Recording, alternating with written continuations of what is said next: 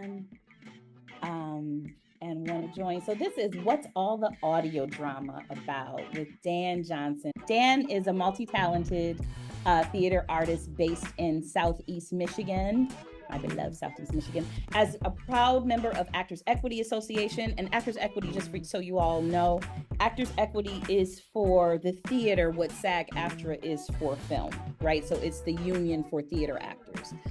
Dan has performed on stages across the Lower Peninsula over the past 13 years, winning numerous awards, including Best Supporting Actor, both in a play and in a musical. He can sing his face off, and Best Actor as well. Over the past 7 years, he's used his acting abilities as a patient actor for Michigan Medicine's MTalk program, which is based on the Vital Talk program, which is a program that is designed to help physicians communicate serious news better to their patients and patient advocates. And he has helped co-create the training program for teaching medical professionals how to effectively handle patient-initiated harassment and microaggressions. Additionally, Dan has served as a cultural sensitivity coordinator for the University of Michigan's School of Music, Theater, and Dance, co-created Toward Anti-Racist Michigan Theater, which is a workshop designed to help theater artists at all levels develop a greater understanding of how they can make their theater environments more inclusive and supportive. He made his podcast debut, not in this one, but in the previous one by Acorn Arts and Entertainment's Webby Award recognized podcast, The Call of the Void, in which he played dual roles and received an Audioverse Award nomination for Best Supporting Actor. In Acorn Arts and Entertainment's last podcast, Silvertongues, he plays the leading role of Roscoe. So without any further ado, Dan Johnson! Yay! Hello, good evening. Dan. Okay, I'm gonna let some more people in. Oh, it's so Happy lovely to be here. see you and Yeah, be with you. Gonna pin this, and we're just gonna chat. We're just gonna talk about things and stuff. awesome. How you doing this evening? I am doing fantastic. It is a lovely day here in Ann Arbor, Michigan. Just got finished meeting up with my family and just got finished with releasing the first episode of Silvertongues. Yay! Yeah, I listened. Okay, so we gotta talk about that. I'm going to think it would be all right if I play the trailer and Oh, then sure. later just a snippet of the. Oh, we're gonna stop where I got where I had to turn it off. So I'm going to share my sound, and for those of you who haven't gotten a chance to listen to the first episode or the trailer, I'm going to share it with you now, if you don't mind. Give me just a second. I had all this stuff queued up. I thought I did anyway. All right, let's chat about other things while I get while I get myself together. What else is going on in your world? Oh, not much. I just finished doing Twelfth Night at Shakespeare Royal Oak. Yep, I was Sir Toby. Before that, I actually made my Chicago debut earlier this summer. Mm-hmm. With the American Music Theater Project, doing a workshop of a new pop rock musical called Eddie the Marvelous. Wonderful, Yeah. wonderful. That's such a big deal. Being in for those of you who are theater fans, Chicago is a huge market, and very often a lot of the plays that end up on Broadway start Mhm. But that's what's so in Chicago. And we're going to just listen to. I'm going to share my sound, and we're going to listen to the trailer for this amazing podcast that just premiered last night. Awesome. Awesome sauce. All right. Y'all ready? But that's what's so strange about this whole thing. It doesn't feel real, but also like the most real thing I've ever experienced. I mean, that's weird, right? No, yeah, that's weird. We just need to talk. Over the phone? Not over the phone. Is that a machine gun on the front of the plane? Oh, it's just paintball. Paul is a member of the National Rifle Association of Australia. Do you think he's going to follow us? I don't think so. I need medical assistance right now. I guess I assumed you were born here. I wasn't. Tavi, I don't think I exist. Okay, but you didn't just appear out of thin air. I don't know. Maybe I'm a mysterious person. I don't think so. Sky flash colors you can't describe in words. Breathe. Come on, come on. You can still breathe. Yeah, here we go. I'm going to break your mind.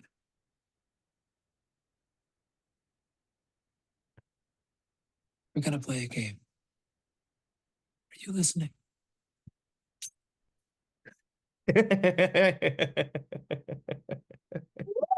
Ciao. All right. So that is the trailer for Silvertongues. It just premiered on all of your streaming platforms. So wherever you subscribe, whatever, if you have Apple Music, if you have Google Play, whatever the thing is, you can go to this link. I'm going to drop it here in the chat, and you can feel free to subscribe and take a listen to that. Yay. And also the first episode, which we'll talk a little bit about later. Are you excited? Are you excited about the premiere? How you feel?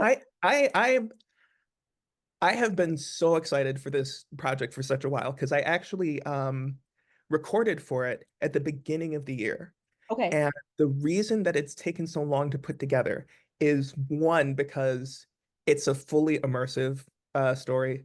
So it's got all of the sound effects. It's Yes. got a crazy original score.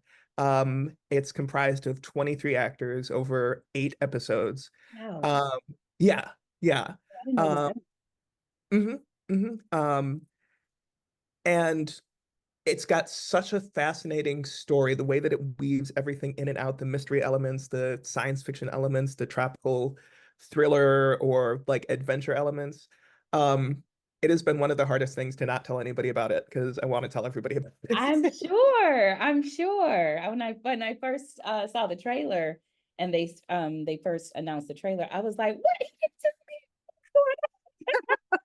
I'm trying to text you. What are you doing? What are you doing? I should have known. I should have known. So that's so cool. That's so cool. That's so cool. So it's pretty grueling schedule. We can talk about that a little bit. So tell me, Dan, of all the things that you do, so you talked about just finishing up a Shakespeare play.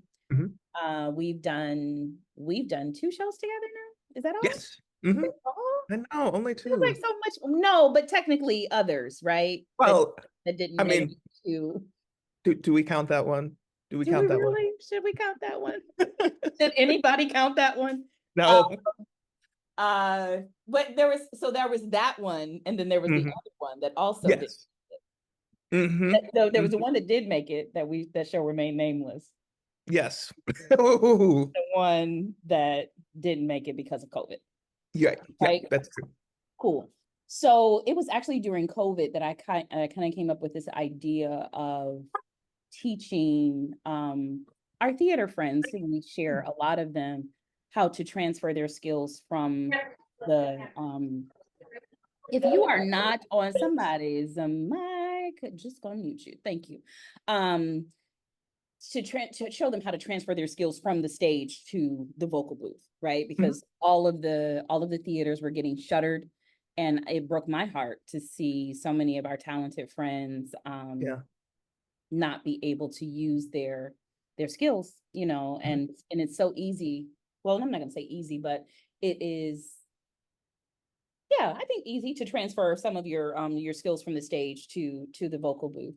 What has been your favorite part of, one, being an actor, and then 2, making that making that shift from being a stage actor to a voice actor?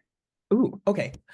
So I think my favorite part of being an actor in general is just the ability to share stories about the human experience, to share stories about our lived experience. One of the things that I think I love the most about theater in particular, but really all art forms, is that it's an invitation for everybody to come in and experience a shared collective humanity. And particularly if you may not be as familiar with the subject matter or as familiar with the particular backgrounds of the people who are performing it, who are witnessing it. I find that art is a really effective way to begin to bridge those gaps.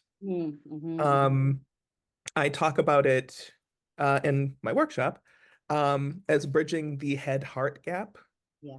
You know, because you can understand something intellectually as much as you want, but if you don't feel it here, That's right.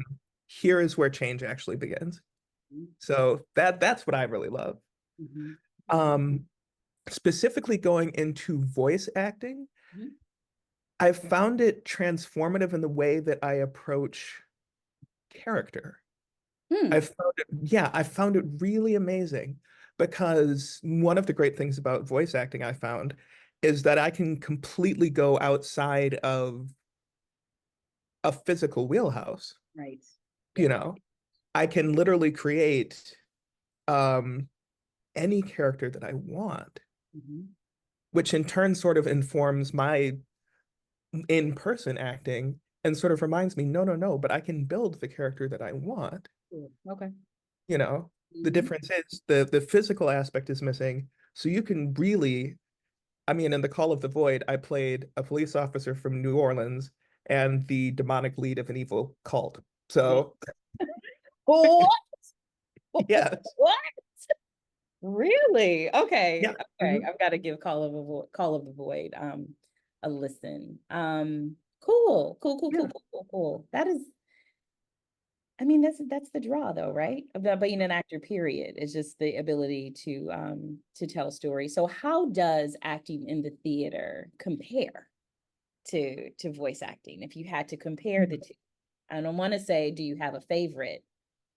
I don't want to pressure you because you're in front of people who are learning voiceover. I don't want to do that. But how do they compare?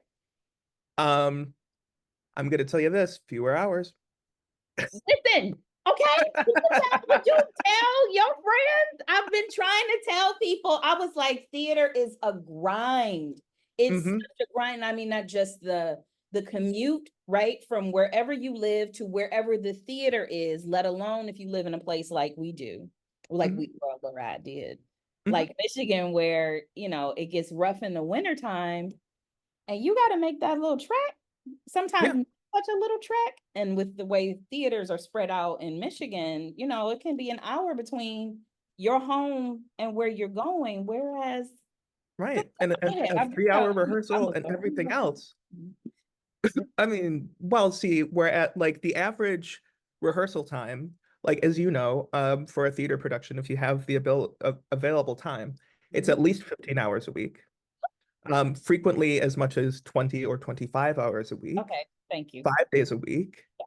Plus travel, plus everything else. Silvertongues, Just in the, wait, let's be clear, because that's just in rehearsal. That's not that's just rehearsal.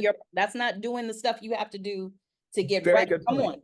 Like, very don't good go point. home No, and that, not, right. That does not include all of the homework that you do. That does not include all of the research. That does not include any of the line memorization. That doesn't include any of it.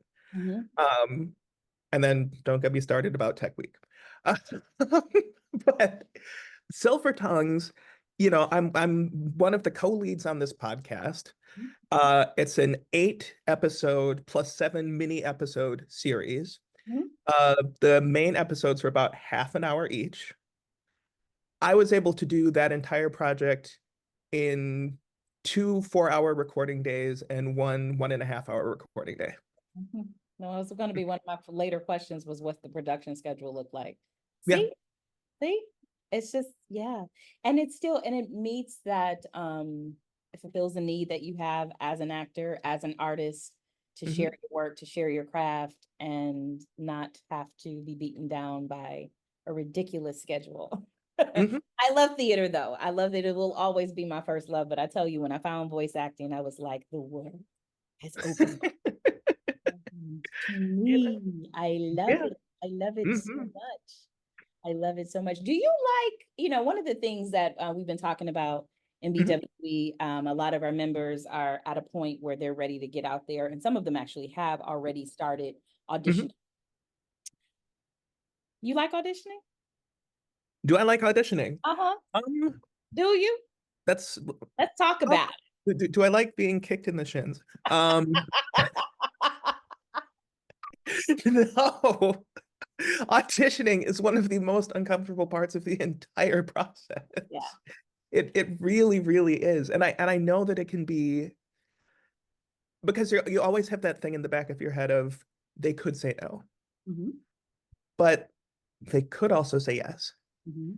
And it will always be a no if you never try. Or try. Yeah. Shit. Mhm. Yeah. Yeah. That's the thing, like but I think it feels like that's in alignment with other things in life too. You literally, you will not know unless you put yourself out there and try it, Mhm. Mhm. and really just give it a whirl and see all of the things that that you might be missing. And also give yourself an opportunity to share your gift with the world. Yes. Yeah. Yeah. I tell that to so many people. And like in grad school, when I was like working with younger actors or when I've done workshops with younger actors, I always try to tell people like there is nobody who will be able to do a part exactly like you. Nope.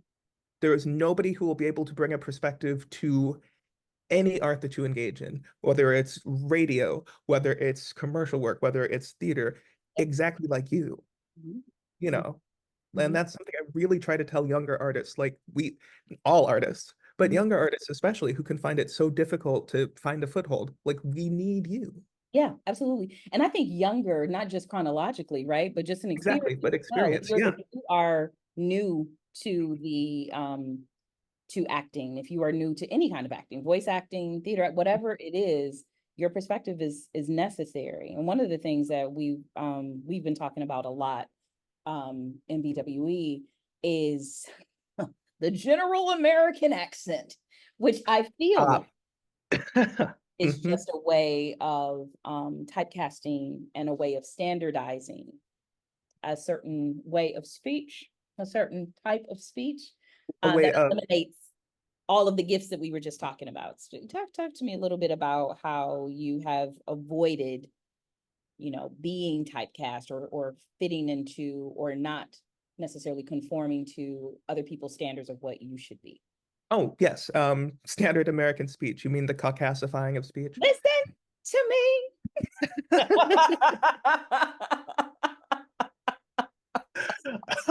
General American. I'm not going to talk about it here. We'll talk about it later. But there was a workshop just recently. And I was like, and it was one of the questions was, is your dialect, is your regionalism holding you back in your voiceover career? And I was like, how could it? How how could it? We need to shift that narrative. We need to change the narrative, Lady Charisse. We need to change the narrative about what that is. And that goes, all the way back to advertising. That's something Oh, that I no, no, know. no. I mean, Talk to me about your experience. yeah, but to that quickly, like that's if I'm working with Shakespeare, Yeah. or if I'm teaching Shakespeare, that's something I tell people all the time because they think it needs to sound a certain way. No, Right. as long as you know what you're saying and you have the intention, how Mhm. you say it is the best way to say it. The best way. Hmm. Okay. But how I've avoided being typecast, Mhm. uh, I have made like deliberate certain choices throughout my career to avoid anything that I thought would put me in a light that I could be perceived as a stereotype, which can be really hard when you're just starting out because you'll get into an industry where they're looking for a Black voice or they're looking for, a Latinx voice. They want to give somebody a Black job. Right, right. Black jobs for everybody. For the one show we do a year that has Black people in it. But when they're not looking for you, they're not looking for you, which seems like it might be a disadvantage, but honestly, I've found it an advantage because then in my mind, I go, okay, I know how this role is being perceived. My job is to change your mind. Okay. You know, my job is to make you go, oh, no, no, no, wait, there is another way of looking at this.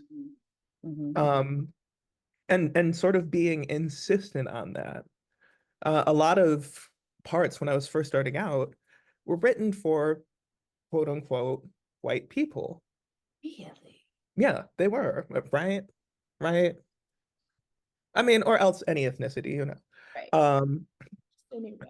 and so I began to avoid anything that I felt was stereotypical. And on the other hand, if there was a chance to tell a story or offer a perspective that uplifted, you know, from my perspective, the Black community, Yeah. I went for it. Mm-hmm. You know, because if I'm going to be about it, I need to be about it. And so prioritizing those kinds of projects over projects that maybe more people might see or maybe would make more money, Mm-hmm. but I need to be able to be right with myself at night. Mm-hmm. Mm-hmm. So yeah. Mm-hmm. Mm-hmm. Yeah, that's what I tell our members all the time, you know, is that you have to shore up your boundaries even as you enter this new Yes. field, right? You've got to be Yes. real clear about what it is you're willing to do and what it is you're not willing to do. And a lot of that just comes from your previous experiences. No matter what you've been doing professionally, you've had Mhm. someone try to make you into something that you're not, or try to Mhm. put you into a box that you don't necessarily fit in. But when you resist that, you know, a lot of times we are not in the position, we are not in the power positions, right? We are not Right. running the productions. We are not the head of the studios. We are not, you know, in the position to hire, which is Mhm. something I'm working on for us. But so how then, because and a lot of times when you resist that, you get rejected. How then do you deal with not just the rejection that comes along with auditioning in general, but that Mhm. specific kind of rejection of we don't want that. We don't want the drama of you trying to push your ideas onto us. Oh, um, the way I deal with that is then I don't want to work with you. I don't need it. Mhm. Like my job is not to come in and either educate you or conform to what your perceptions of what my identity is and how it should be performed on this particular stage. No, no, no, no, no. You Absolutely. know, because I have found over the years, you will always find your people. You Oh, will always find those people and those communities that uplift you and support you and value you and who you are and your perspective. And like you well know, Cassandra, there are several places in Michigan who have lost my phone number. they burned your phone number. They burned it. They burned it. Said They said, let it go, we let it don't go. we don't know anything about phones. We don't know No, anything about numbers, and we certainly nope, have never ever heard of the name Dan. We've nope, never heard of a Dan ever in not it. one. Not Jesus, Dan not one, Quayle. not one, not one, and certainly not one with a name as common as Dan Johnson. We don't even know. We don't know anybody with the last name Johnson. We don't Mm-mm. know anybody with the first name Dan. We certainly don't know anybody with the two. We don't. It You doesn't. know, It doesn't exist. but see, but you know what? That's okay.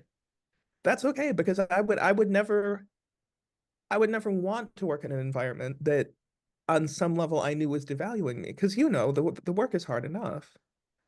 The work is hard enough without being in environments in which you feel unheard and in which you feel unsafe Mhm. and in which you feel like you can't be who you are. Like I Mhm. had this discussion actually with a theater once. I won't name the theater, but it was a production of Smokey Joe's Cafe. And it was getting to a point where I was starting to feel really uncomfortable with the way that the show was going because it was being performed for a predominantly white audience. Mhm. And I felt that as a Black artist, I was starting to feel a bit constricted. And so I went to the artistic director and I said, hey, I'm feeling this way. If I'm feeling this way, I'm betting other people are also feeling this way. Can we talk about it? You know, because that's something that I've learned to think about as well. Um, is if I'm in a position to advocate in the room for people who maybe aren't in the room or are in the room but feel like they can't stand up for themselves, Right. I'm fine doing that. Yeah. You know, because it's important, because it will mean something to everybody. Mhm. Um, And so ultimately that's what we did. We had a full skate, full company discussion. And as uncomfortable as it was for some people, it ultimately made a much better show. Yeah. Because people felt like they were allowed to be themselves. Absolutely. Absolutely. Yeah. How else will you connect with the work? You know, how else will you connect with the text if you are performing as you're performing? You know, Right. there's no way to do that. Tell me, sir, what exactly is an audio drama? Let's see. An audio drama, it can be viewed as basically a movie for the ears, Oh, is how I would describe it. It is a movie for the ears. It's meant to have the same production values. It's meant to grip you in the same ways. It's meant to give you the same thrills, as going to see a movie, as going to see, you know, a wild, crazy movie with all of these special effects and all of these amazing images. But what makes it unique is that you get to build that in yourself. hmm. You get to basically take this giant, amazing movie Mhm, and you get to build in the images. mhm, So mhm. in some ways, you help to create that world while at the time being immersed in this world. You're not a passive observer, you're an active participant, Come on. which is something I love, Mhm, you know? mhm, mhm. Um, and Uh-oh. one of the things that I also really love about specifically audio dramas. Oh, I'm hello? pausing. I'm glitching. You're glitching. Hold on one second. I don't know what's happening. Let's try Oh, it. One of the things sure. you love about audio dramas, go. Oh, is that similar to reading a book, you can go to places and you can see things. Oh, awesome. You know, you can experience things that are so far beyond the realm of our experience and our comprehension. Um, but unlike books for some people, which can be a bit challenging to get into because it's just the written word, you know, you also get the assistance of the effects, you get the assistance of the music, you get the assistance of the voice acting, you know. So again, it becomes, to my mind, a much more fully immersive experience. Mhm. Okay. All Mhm. right. I love that. Movie for the ears. And when you know it has its roots in the only kind of entertainment that there was before there was TV, you know. Exactly. That's what Exactly. folks gathered around and listened to. So movie for the ears. I love it. I love it so much. So let's then Mhm. take a little listen to episode 1 for those of you who have not had an opportunity to hear it. Here we go. Hey, are you okay? Oh, yeah. I think I left my lights on. Oh no, you need a jump? Really? You're a lifesaver. Yeah, of course. You're lucky I just got back. This is my car right here. Do you have cables? I do, but I don't know if the red ones or the black ones are supposed to. You're totally fine.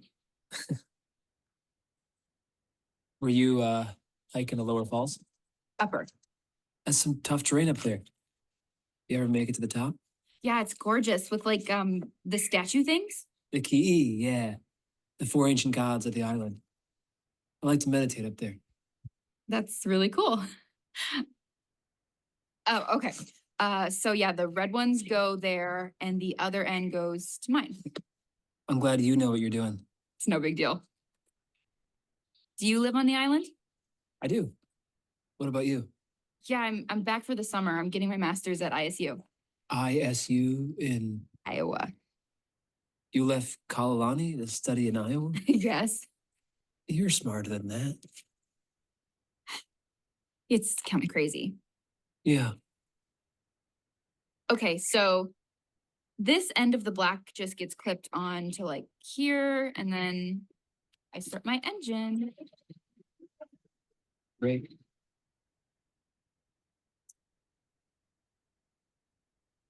So, What do you study? Biosystems engineering. Yeah. It's basically just like making sure communities have a clean, healthy environment to live in. My focus is in air quality, but there's a lot of different aspects to it. I've never met a biosystems engineer. You still haven't. I'm going to be a few more years till I have my master's. You're not going to get your master's. I'm not. This island is paradise. You don't want to leave that. I don't. The world outside is a dangerous place, It is a dangerous place. but I can keep you safe. Get in my car.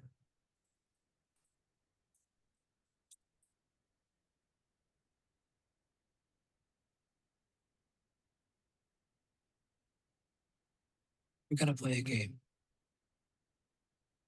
Are you listening? Yes.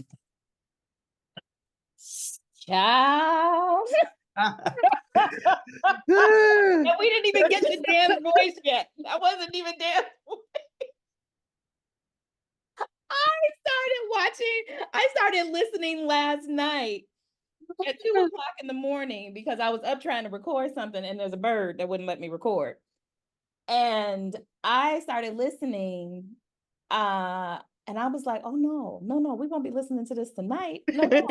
We don't need some daylight. No. I got up and turned the lights on, decided that wasn't even enough light.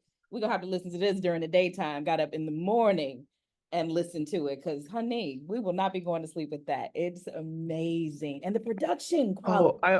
The production, I just so appreciate as a sound designer. I don't know if y'all know that, but I have sound design in my background as well. I just appreciated so many things. There's little things as the episode goes on that I was just like, it was like you said, it was like a movie for your ears. So and that's Josie and Michael. That is a testament to Josie and Michael's skill, not only at crafting these stories, not only at shaping the audio performances, but the effects they're building themselves.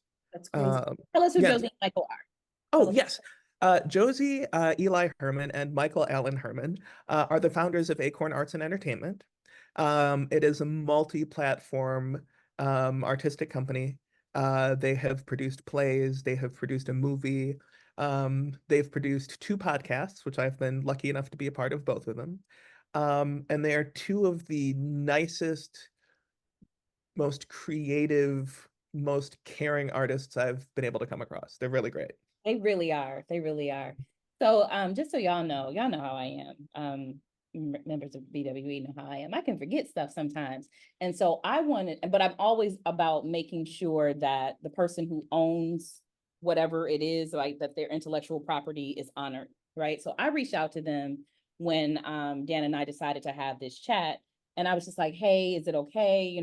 We can talk about lots of things. We can mention that he's in the podcast, but we don't have to broadcast it or anything, just wanted to make sure that they were okay with it. I did all of that. I checked all the boxes except for inviting them. Who forgot to invite them? I was like, we're going to chat and, and then I circled back and I did it. But originally my concern was to get you here, right? To talk about what this is for you as an actor, because that's how most of our members are entering into this field. I tell them all the time, there's lots of different things you can do once you get in the door. The entry point is coming through as a voice actor. So tell me, how do you, as a voice actor, prepare for an audio drama? Oh, okay. First thing I do is go through the script. Go through the script multiple times, especially with stories that are more complex. I will go through and mark out beats. I'll mark out areas in which I feel like I sense a shift in the character or a shift in the story. And looking at where the shifts in the story collide and where the shifts in the character are to see, okay, is there something about this particular story beat that causes a shift in where the character is? So I tend to go through and do that pretty specifically. so that I can walk in the door with a couple of different options as to how I might give a performance. You know, I always try to walk into the door with ideas, so that I don't just show up and read a line and then they go girl, give us nothing. And then, you know, it becomes more of a collaborative process between the director and the actor. I spend a lot of time based on the character and the environment that they're in, thinking about how they sound and thinking about how they sound might affect who they are as a person. One of the typical like actor things I like to do is I like to ask myself something called the 1,000 questions, which starts with 1,000. Oh yeah. man, Well, I've been cheating my member because I have them focusing on Stanislavski's 7 questions. The 1,000, Jesus, tell me, what's the 1,000 question? the 1,000 questions. I mean, definitely the 7 questions, For but sure. the 1,000 questions are basically trying to, as specifically as possible, walk through what a day in this character's life might be. Starting with, they wake up. Where do they wake up? How do they wake up? What time do they wake up? You know, how do they get out of bed? What do they have for breakfast if they have breakfast? You know, all of these tiny little things can maybe give you little entry points or ways in that are unique to the character and are also unique to you because you're building the character. I really try to think about what the function of the character is going to be. That also does affect how the character sounds. For example, Roscoe, I knew was going to be kind of an anchor of the piece. And so I didn't really want to do too much to alter my voice in the way that I usually speak. What I focused on instead was energy. When is Roscoe more relaxed? When is Roscoe more tense? How does that affect the way that he's talking, the way that he's interacting with people? With the Call of the Void, I was playing 2 characters that were important to the story, one of which needed to be this sort of overpowering force, and the other of which needed to be more of a color character who gradually became more important to the plot, but just started as a local. And so with those 2 characters, I felt more comfortable exploring, okay, does this character have an accent? What would their accent be? Okay. Yeah. No, go ahead. Go ahead. No, I wasn't. I was going to say, saying, and yeah. you know, with the character of Necromant in particular, this idea of having a potentially kind of otherworldly sound, but then where does that otherworldly sound come from?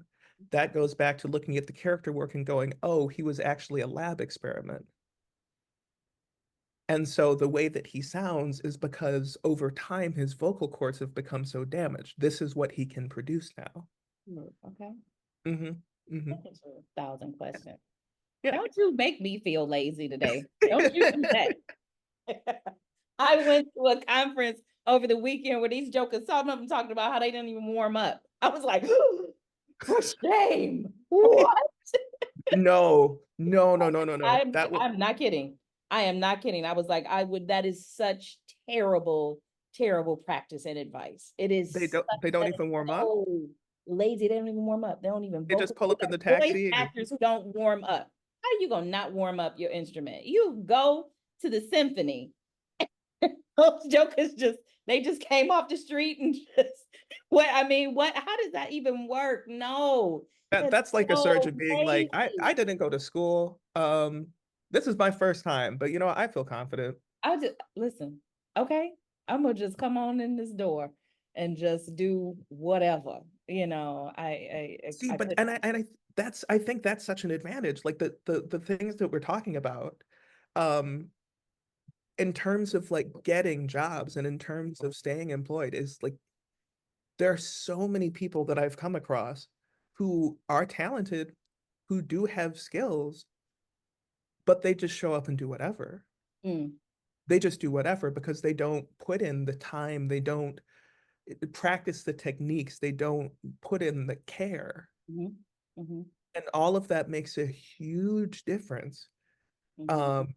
both in terms of like working with other people. Yeah, And I've found in terms of who gets called again and who doesn't. absolutely. And it's all about consistency too. Mhm. Just building a routine so that you can. I'm sorry, I just saw a comment that said the Australian breakdancer technique.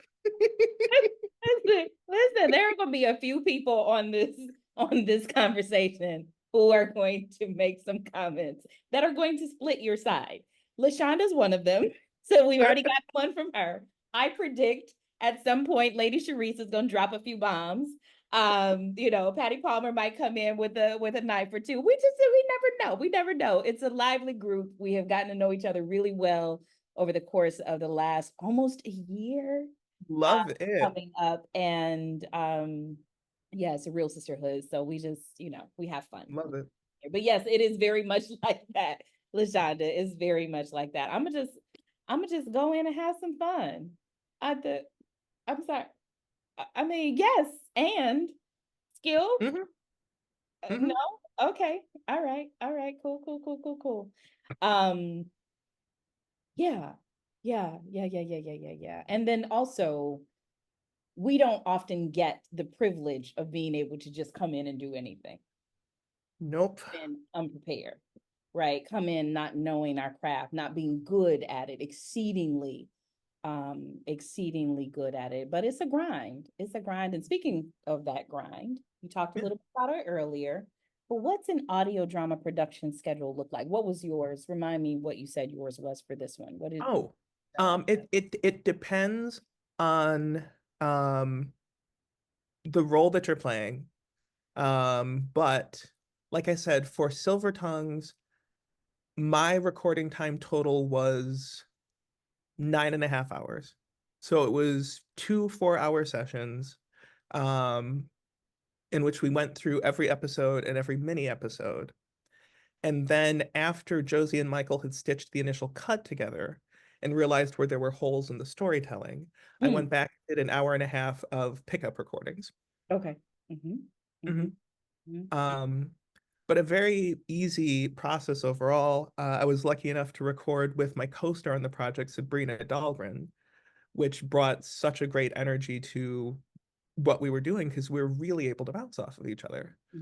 Now, the trick, if you don't have that luxury, is having the world of the show so locked into your own mind that you're able to just bounce off yourself. Okay. And are you all recording in the same space? Are you doing remote recordings, or how is that coming? How is that all coming together? Josie and Michael prefer to do in-person recordings in the same. Because it's easier to mix. Right. It's so much easier to mix. Yeah. Right. Now there were a couple of the Call of the Void season 2, which was happening during COVID, in which there was some remote recording. Yeah. Yeah, but for the most part, we're in the same space. Okay. It's at times shockingly low tense. If there's supposed to be a phone conversation going on, I will take a cell phone, go into another room, and then the person who's supposed to be on the receiving end of the call stays next to the mic, and we just record a phone conversation. Oh, okay, cool. Okay. Yeah. Yeah. Okay. Mhm. It's authentic as it comes. Well, that's wonderful. Exactly. To have a scene partner like that. Mhm. So most of our members are coming into this thing with experiences behind us. Some of us decades behind us. We have one member who's relatively new, who is going to be joining us soon, who's still in college. But most of us have, professional careers behind us and lots of other things to manage. How do you, as a man of many things to do, how do you balance your creative life with the other things that you have going on in your life? And how did you make room, carve out the time for the production schedule that you just talked about? This is something that I've actually had to work on. And as I've gotten older, I've gotten better at it because I think, as you know, I used to be that person who would do 7 shows in a year. Yeah. Um, Pause. How are you managing this conversation with me and the chat? I'm jealous, but go ahead. Go ahead. Go ahead. 'Cause I sorry. just saw you respond to a comment. I'm up here thinking I'm gonna have so many questions at the end, and you're up here in the chat. That's fine. That's fine. I just saw the question. Go ahead. Make me feel inadequate. That's fine. It's fine. It's fine. It's that hospital multitasking, you know it, because I'm sorry what you were saying. no, one of the things that I've found to be sort of increasingly important is one, building in time for myself, to just sort of recharge in whatever way I need. You know, sometimes it's going for a walk, sometimes it's just sitting in a room or reading a book, taking in other forms of art that can inspire me is something that's really helpful. I keep a good eye on my mental health, because that is something that in the past I have struggled with. But I currently see a psychiatrist and a psychologist, and I know enough about myself to know when I'm pushing into territory that could become unhealthy. So always keeping track of that. And then I think a final thing that I would say that sort of helps is, as much as I love working and as much as I love getting paid, I never take on a project that I don't believe in somewhere. Yeah. I never, because I never want to be that person that's in a scenario where, okay, well, I need to make money, and so I'll do this terrible production that I don't believe in just because I know I'll get a certain amount of money a week. There are other ways to make money. This is too special for me for that, you know? For sure. And so that then, like, the joy of it is already there, because I'm like, oh, this is something that I value and that I think people are really going to connect with. So Yeah. mhm. I love that. Thank you for being vulnerable enough to share that. With us. I appreciate that. Of course. Very, very, very much. Deeply passionate person. Which makes your friends deeply protective of you. You're a fierce arts advocate. How, tell us a little bit about some of the ways that you've taken a stand for other theater artists, for yourself, and the ways that people can continue to be empowered through some of the knowledge that you've shared. How can they connect with some of the materials that you've already created? Sure. I'll start with an anecdote. This was 2019, which, as you know, Cassandra, was the beginning of Dan Johnson Fights Michigan Theater. There was a production I was working on called Kill Move Paradise, a show about 4 Black men who find themselves the victims of police brutality and now have to figure out if there's a way forward for them. And the play is by James Imes, brilliant play, all Black cast. The director was white, as was all but one member of the production staff. And there was a day in which we were having a photo shoot after a tech, and there's a scene in which 3 of the characters draw down on another character. And the director was yelling out some wildly inappropriate stuff to the actor that was being drawn down on. It's like, come on, act scared. You know what this is like. Raise your hands higher. You've been through this. And I could tell that the actor was really uncomfortable. And I could also tell that the other 2 actors also felt uncomfortable, but didn't feel like they could say something. And so I, in that moment, went, I feel comfortable saying something. And so I just said, look, I turned around to everybody. I'm like, look, when it comes to police brutality on stage, the 4 of us can joke about it. None of y'all can.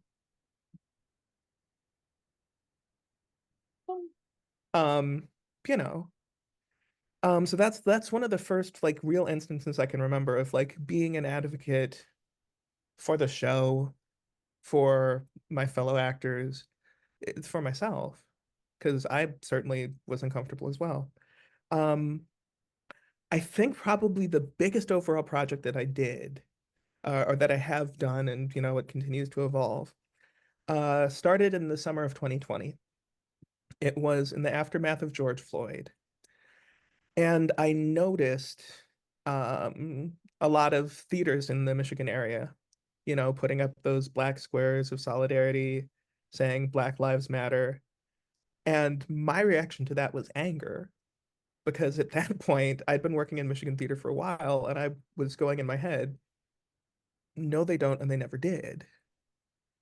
So I got together with a couple of people, and we tried to sort of figure out how best to tackle the problem. We came up with a series of Facebook stream town halls, in which myself and my partner in crime on this, Ashley M. Lyle, interviewed various Michigan theater professionals, Black theater professionals, to talk about their experiences. And we live streamed them so that anybody in the Michigan theater community could watch them. They were completely free. And we started to get a lot of reaction to it. And so then I was thinking, well, this is great, but I want to do something else. So I ultimately wrote this manifesto, I guess, called Towards an Anti-Racist Michigan Theater, which talked about ways in which I thought theater was falling down and ways in which I think theater could be improved. And I was drawing from everything from Not in Our House to Black acting methods, to try to create a wholly integrated approach, not just for Black actors, but for BIPOC actors in general. And then in terms of trying to provide evidence for that, myself and Ashley actually created a survey that we sent out to BIPOC theater artists in Michigan, just to see if maybe what we were feeling wasn't what the Michigan theater community was feeling. And we asked a series of questions. They were completely anonymous. And the response that we got overwhelmingly was, let's see, I have it here pulled up. Okay. As an arts professional, do you feel like Michigan theater is equitable for all theater professionals, regardless of racial or ethnic background? 88% of respondents said no. Let's see another one. Do you feel overall that theater is reflective of your experiences? That one was 2/3 said no. And so we had this data, we had this sort of structure. And so myself and Ashley created a workshop called Towards an Anti-Racist Michigan Theater, which was basically designed to teach theater professionals and eventually arts professionals, we expanded it, how to solve this problem, how to make whatever arts institution you're in a safer place, a more equitable place. We would give them a series of questions in a notebook that we'd have them respond to. We discuss them. We discuss potential blind spots. And then we would run them through a series of scenarios in groups in which they had to deal with a situation somehow that contained either a covert or an overt aggression, covert or overt discrimination. And they would come up with answers and we would discuss them together.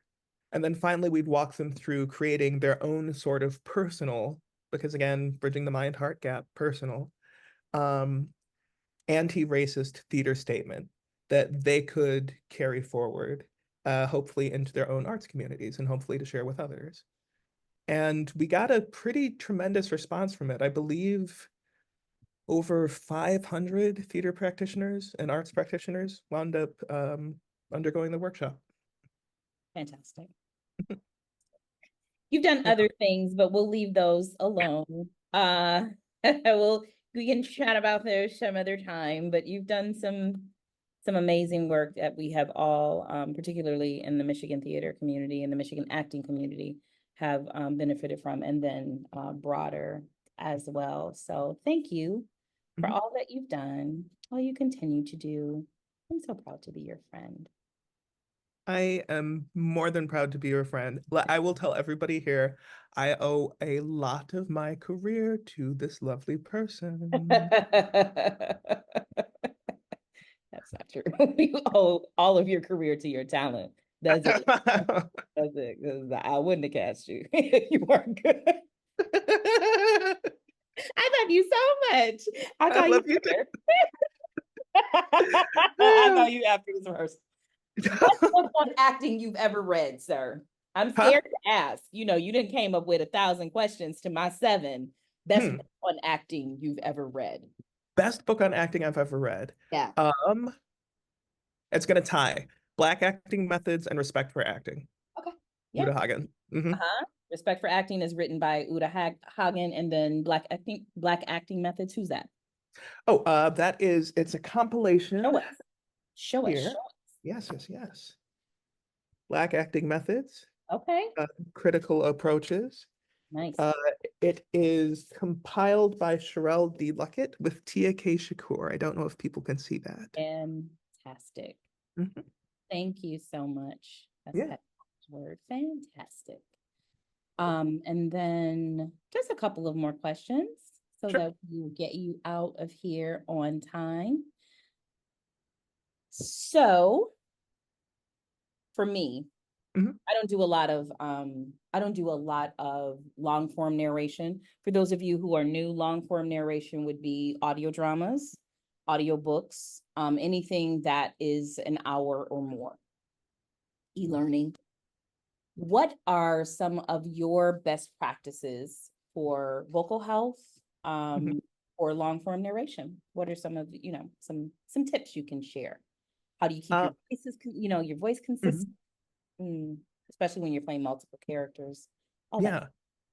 Well, first things first. I know that not every professional will tell you this, but warming up is important. Oh my goodness. Is it? I wanted to It's punch somehow. everyone's face. I Yeah. wanted to punch everybody. I really was. I was sitting there, I was fuming.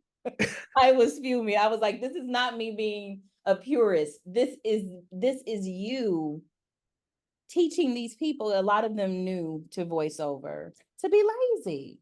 Well, it's teaching them in the long run how to damage themselves. You know? I was Um, so warming up is something that I find is really important. If I'm practicing or if I'm reading multiple characters, really trying to lock in on where that character is placed, where that character is placed, in my chest versus in my throat, how my mouth and how my lips and teeth articulate. That is something that I find is very important. If I have a more intense vocal session, I will ask to do that towards the end, so that I'm not potentially damaging how the rest of the recording is going to sound. I will frequently I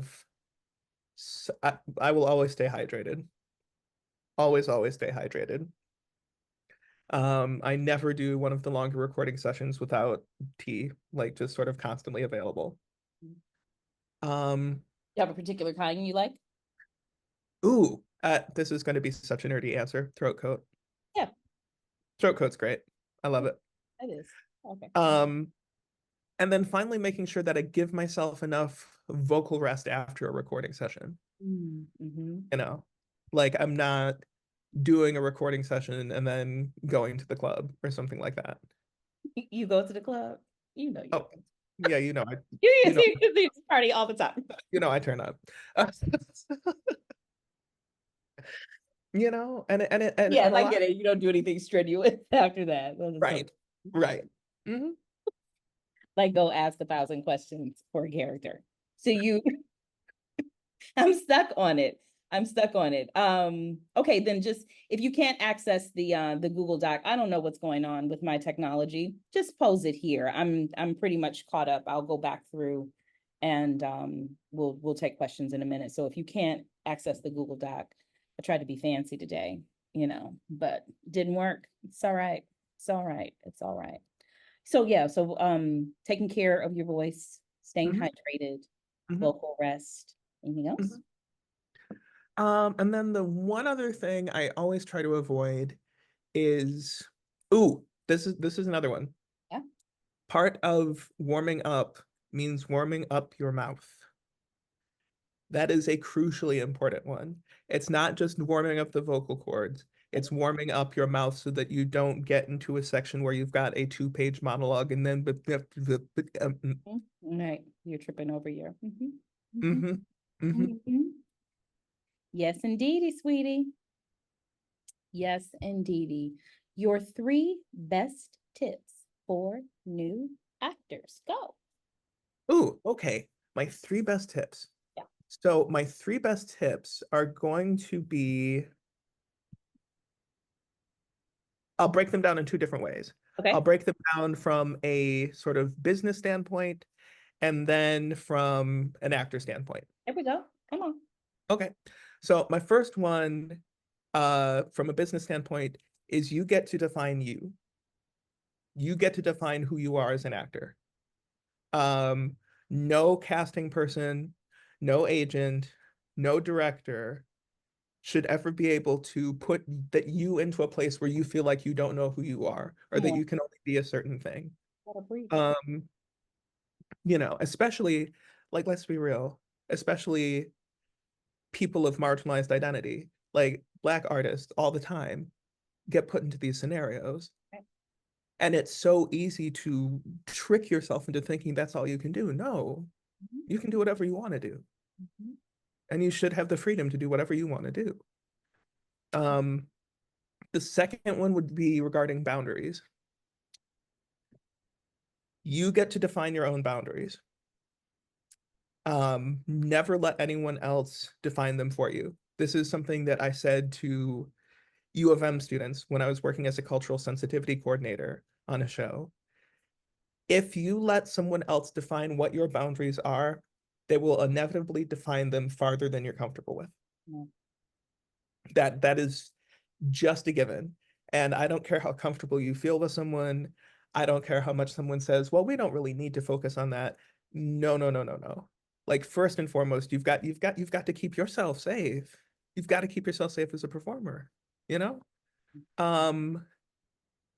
The third one I would say, be professional and respectful to everybody in the room, of course, but bring your own joy in.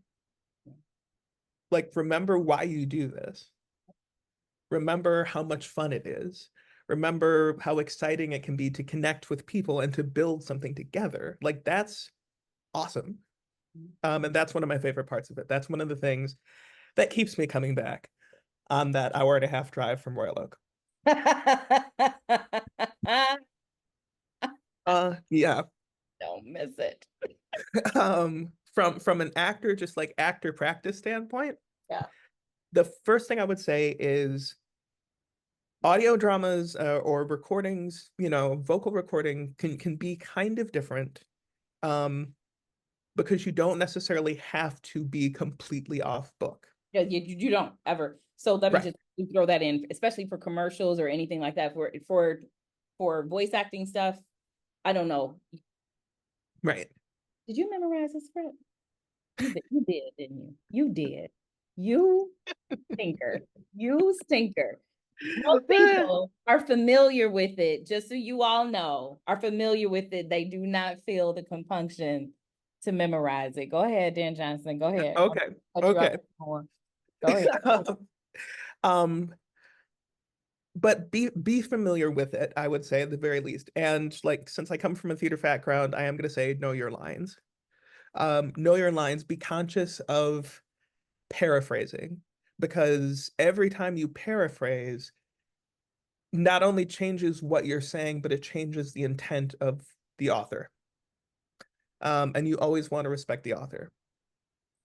The second thing I would say is make it as much about the other person as possible when you're doing particularly long form. Put your energy in them, put your trust in them, put your focus in them. because it's really easy to spot performers who make it all about themselves. And when you run into those kinds of performers, I find you lose authenticity, and I find you lose an ability to connect. Mhm. Like I don't need to listen to what you have to say. You already love it. Okay, So why am I here? right. Cassandra and I have worked with a couple of people just like that. Uh, and then finally, what I would say is always walk into a room with ideas, because you will sometimes walk into a room in which, in the absence of your ideas, there is no idea to be had. At the same time, be flexible enough that you're okay to throw out one of your ideas if it doesn't ultimately serve the needs of the project, because that's important as well. There is a creative component, but you're just one component in this larger, more wonderful thing that you're trying to create. That's great. Sound advice. Thank you so much. Thank you so much. What's next for you, sir? What's next for me are Yeah. a couple of auditions and grad school. Okay. So just back on the grind, back on the Yep. actor. Yeah. Yep. I mean, I have been extraordinarily lucky this year to be able to work on 4 plays plus an audio drama has been phenomenal. So Oh, and we should talk a little bit about this nomination that you got. So you got a nomination for your work on Call of the Void? I did. I got an Audioverse award nomination for Best Supporting Actor. Yes, I did. I lost to a co-star. I was happy to lose to a co-star. Oh, okay. I love this Okay. Kept it in co-star. the family. You kept it in the family. Yes. Yeah. Yes, exactly. Oh, But it good. was, yeah, it was really lovely. For real, y'all. And so when you listen to the podcast, and especially as it starts to evolve, and if you're ever in Michigan, can they follow you on Instagram? Are you Yes. followable? Yes, I You drop your IG in the chat. here, I will, and yes, I'll put it in the group. Yeah, I'll make sure that the group has it as well. But he's a phenomenal actor. Always goes above and beyond, always thinks about every angle of everything. We have worked together in a cast twice, and I've directed him once. And I was supposed to serve as his sound designer for a Yep. show that he was directing that got canceled. But he is the consummate professional, just the best person to work with, learn from, just all things. So there's his information in the chat. So WE members, guests, and friends, that was Dan Johnson. Yay! Yay. Wait, I'm gonna unpin so we can see everybody. Yay. Yay. Thank you, Dan. Thank you. Thank you for having me. Here, for sharing with us in this way. Look at us, keeping to time. Look at me. I've gotten so much better than when we started. I've gotten so much better. I'm gonna open it up to questions. Thank you. Hi. Wow. Like, thank you for talking about the integration of arts and advocacy and just, also helping us to remember to do what we really love, right? And bring the joy. I appreciate that, especially as a beginner who gets excited.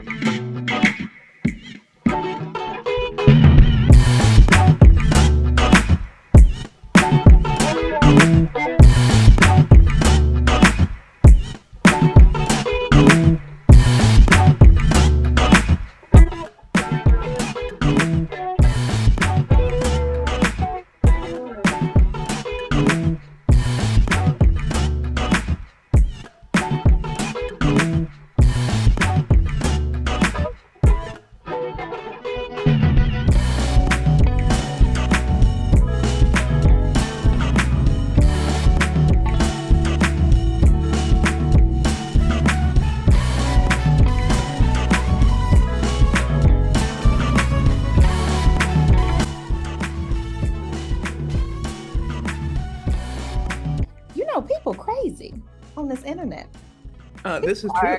People Ooh, are nuts beautiful. on this internet. Oh, thank you. They are Yeah. nuts on this internet, and I just Mhm. didn't want to have like, I didn't want to put it like out on Right. YouTube, like to stream it on YouTube, because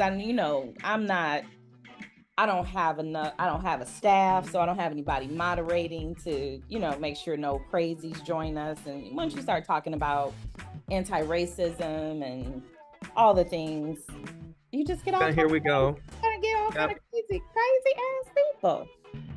And I don't like crazy people. Kept it within the group, but I did extend it to my mailing list.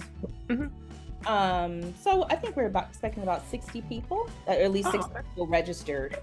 Okay. So that's great. That And is great. sent a late message to to the producers, because I forgot to. I told them, I was like, we're gonna be talking about your show, and we're gonna do this, and we're gonna do that. And who didn't say you can come?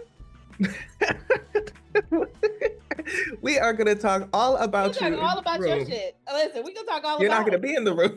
You're not gonna be there, but we'll say nice things. But you can't come.